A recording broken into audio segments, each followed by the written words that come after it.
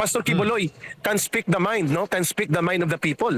Kayang ilahad ni Pastor ang katotohanan at hindi po nag-alangan si Pastor na itaya ang kanyang buhay, itaya ang kanyang karangalan, ang kanyang pangalan at pati ang buong organisasyon ng Kingdom of Jesus Christ at ng SMNI para lamang panindigan ang malayang pagpapahayag, ang pagmumulat sa taong bayan at ang pagtindig sa tamang pamamahala na dapat ang interes ng mamamayan ang siyang pinoprotektahan at isinusulong ng gobyernong tama. And Pastor stood for that.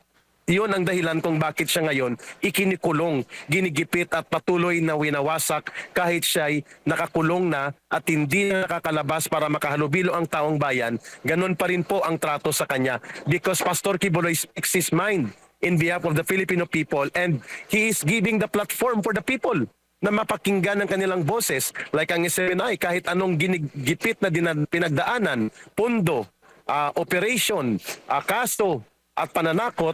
SMNI stood the ground for the people dahil yan ang prinsipyo na pinundar at ipinanday ni Pastor hindi lamang sa SMNI kundi sa kanyang ministry at yan ay tinanggap ng taong bayan and people understand now why Pastor Kibuloy has been a very favorite target of Marcos sapagkat bago nila lundagan ang mga Duterte si Pastor ang inuna nila because Pastor Kibuloy provided the information platform for educating and bringing awareness to the people through SMNI and his advocacies.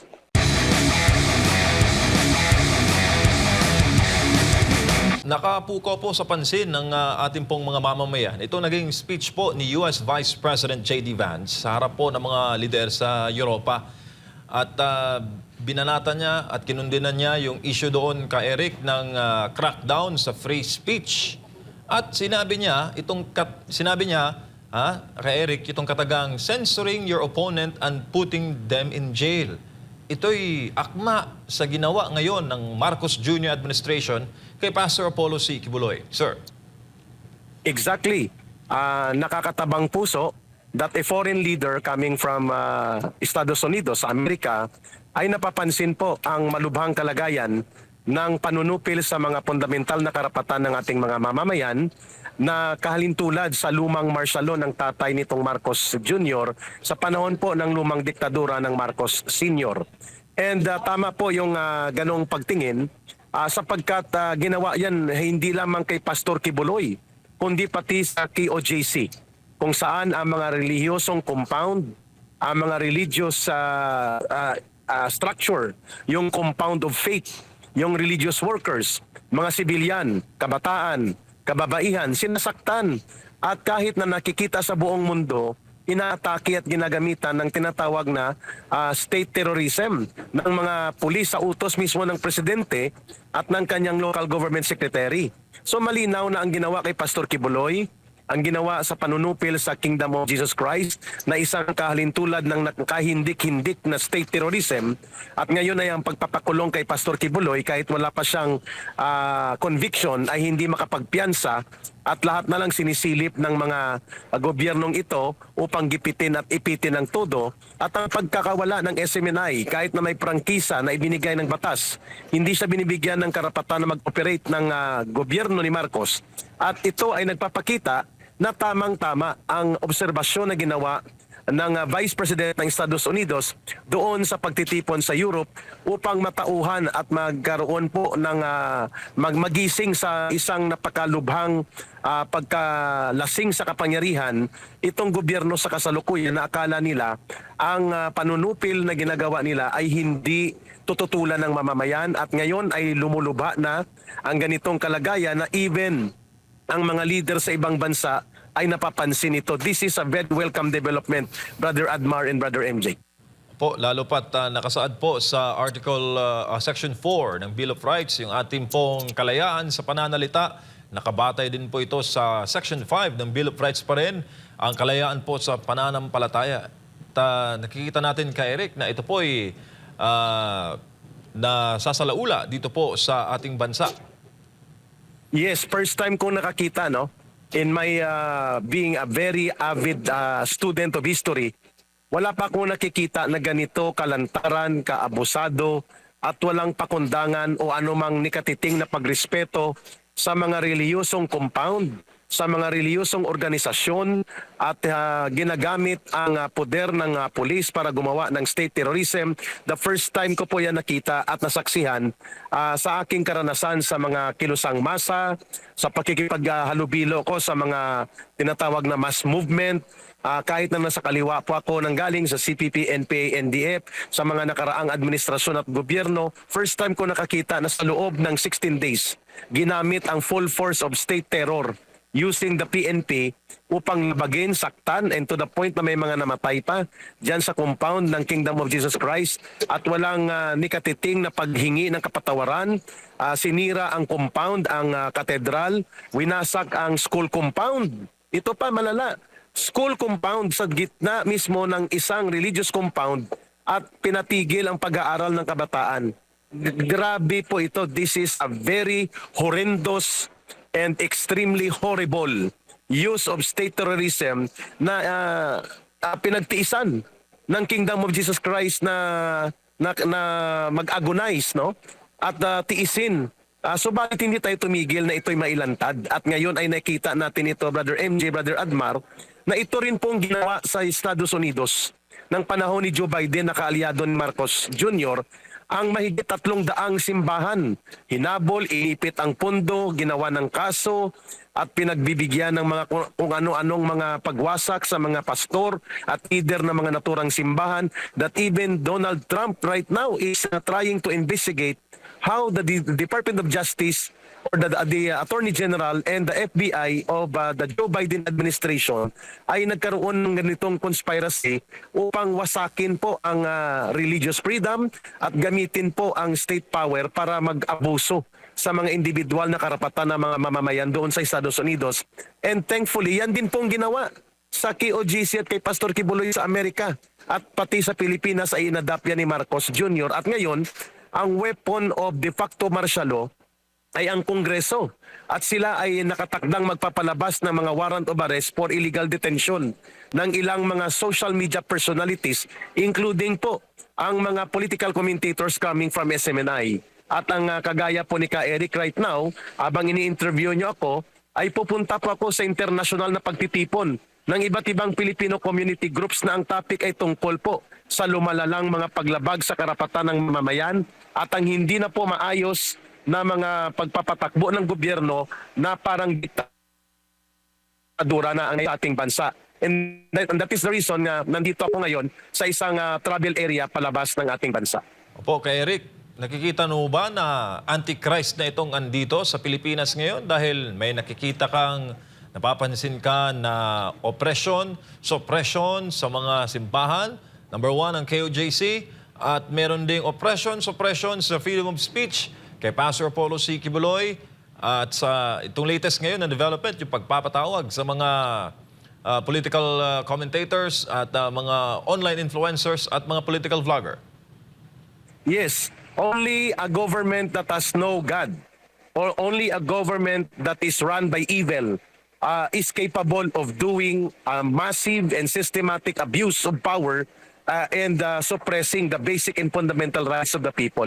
Ang isang gobyerno lamang na walang Diyos na pinaniniwalaan o gobyernong pinamumunuan ng isang may attitude na parang nasa demonyo ang pag-iisip, ang makakakaya na gawin ang lantarang pag-abuso sa kapangyarihan, pagwawaldas sa pondo, at lalo na po ang pagpapatay ng demokrasya na wala ka ng boses kapag naging kritiko ka sa gobyerno at tumutol ka sa korupsyon, tumutol ka sa mga nangungurakot sa gobyerno at sa mga umaabuso sa poder, gigipitin ka, kakasuhan ka, iipitin ka, at wala silang sinasanto kahit ang mga relihiyosong organisasyon ay binabastot sa sinasalaula nila. You are correct in that observation, Brother MJ, Brother Admar. Only a godless leadership in a government can afford to do such kind of evil things against its own people. Kay Eric, magandang umaga. Si Admar po ito. Kapareho ba itong mga pangyayari ngayon sa panahon ng martial law ng Marcos Sr. o mas malala pa? Lalo na sa usapin ng pagsikil sa karapatan sa pamamayan. Mas malala ito, Brother Admar, sapagkat duwag na uri ng martial law type ito. Sa Marcos system, sa tatay niya, at least may paninindigang kahit garapal at balasubas, pinanindigan niya ang martial law. Because ginamit niya yon, no? Although yun ay naging excessive at naging abusado din ang maraming bahagi noon. Pero at least sinabi niya na magma-martial law siya. Ito kay Marcos Jr. mas malala in terms of manipulation. Mas malala in terms of covering up and pretending to be democratic, pretending to be within the bounds of the law, pero lantaran at malawakan ang lawless style of leadership. That is the reason na mas malala siya. Sapagkat hindi ka makakatakbo sa korte sapagkat may korte. Pero ang gumagapang para ikaw ay ikulong, i-detain at tanggalan ka ng karapatan sa pagpapahayag at maging malaya like kay Colonel Grialdo, kay Pastor Kibuloy. Hindi po sila nararapat na nakakulong at ang mga dapat makulong ay siyang naging kasabwat ngayon ng gobyerno upang magkaroon ng kaguluhang pangpolitika at upang maghari ang kanilang paggamit ng ala martial law na liderato. In that note, Brother Admar, mas malala ito sapagkat nagkukunwaring demokratiko, pero sa esensya at sa substance, ito ay isang diktadura na hindi lang dinideklara dahil duwag ang uri ng pamumuno na ito. Subalit, delikado. Yan ang tamang pag-describe siguro, Brother Admar. Palatandaan ba ito, Ka Eric, na mahina ang gobyerno at doon na lang yung kanilang mga magiging hakbang? Imbis na tugunan itong mga tanong, mas lalong pagbutihin ang kanilang public service, pero ang mga pumupuna, mga kritiko, pinapatahimik. Wala namang binibigay na solusyon sa mga pangunahing puna sa kanila. I agree to that observation ninyo sa pulso ng bayan, Brother Admar.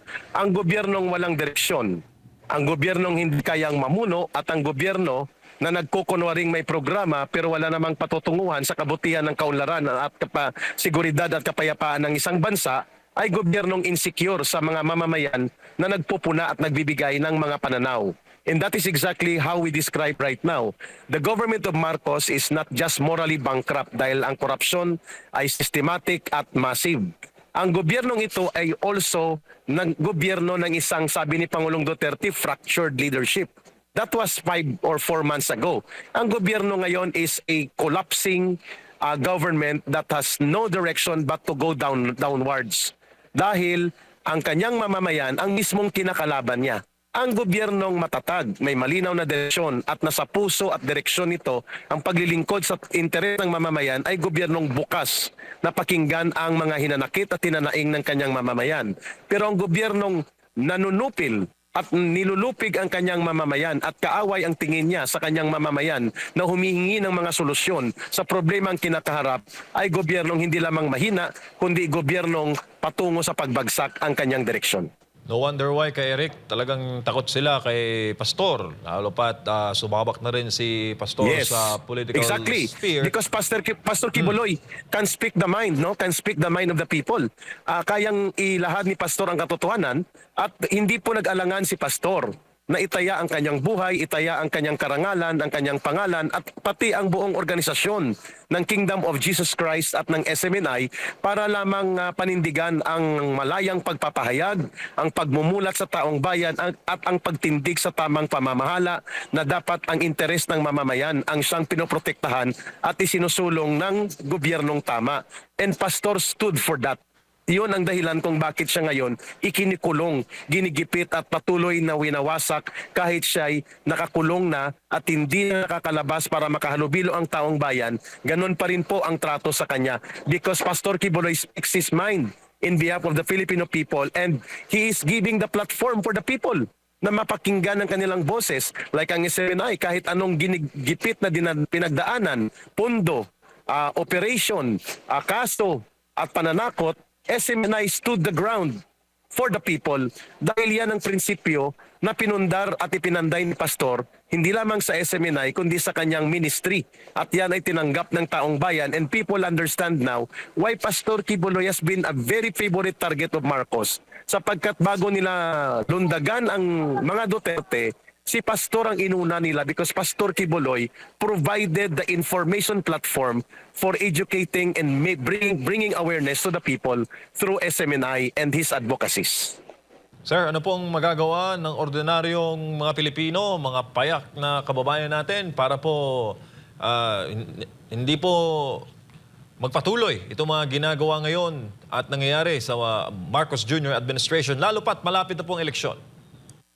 Dapat po mag-organisa ang mga tao in their own way, mulat sila sa ating mga talakayan, sa mga commentaries na namumulat sa kanila sa kalagayan ng bayan, then mula sa pagbubuo ng organisasyon, kumilos sila sa mapayapang pamamaraan sapagkat hindi pwede na tahimik, hindi pwede na hindi tayo kumilos sa mapayapang pamamaraan. Ang ating layunin ay transformasyon at reforma, hindi revolusyon.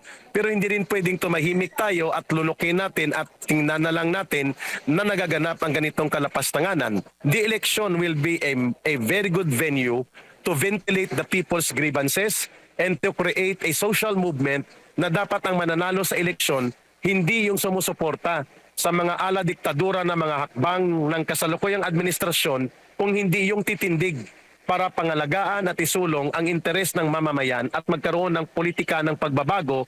At yan ang dahilan kung bakit ako, personally, I will campaign solidly for Pastor Kibuloy. Because si Pastor Kibuloy at ang grupo na kanyang sinamahan ngayon sa eleksyon na ito ay ang grupo na nagre-represent ng tinatawag nating strong leadership founded on principles sa paglilingkod sa taong bayan. And I think that is the kind of leadership na ipinakita ni Pangulong Rodrigo Duterte. And doon po naka-align ang political agenda ni Pastor Kibuloy na dalhin po sa matuwid at makatarungang pamumuno ang ating bayan by joining the political contest in 2025. So the people can convert the election into a mobilization of rejection against the ongoing collapse and moral bankruptcy and corrupt leadership of the current administration by rejecting their candidates. Especially na parang kinukondisyon na ni Ginoong Marcos ang giging 12-0 ang resulta ng eleksyon sa senatorial candidates at mukhang ito na ang kanyang gustong gawin. Ang mind conditioning kung hindi tayo tututol. That is the reason that we have to speak up, organize, mobilize, and show our resistance by coming out in the elections to bring into the Senate ang mga kagaya ni Pastor Kibuloy at mga prinsipyadong kandidato na kasama niya.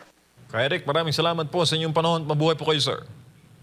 Maraming salamat MJ and Admar. Mabuhay po ang SMNI at mabuhay ang kalayaan at demokrasya na pinagtatanggol natin kasama ang mamamayang Pilipino. Ito po si Ka Eric ng Ipanaw Sambayanan.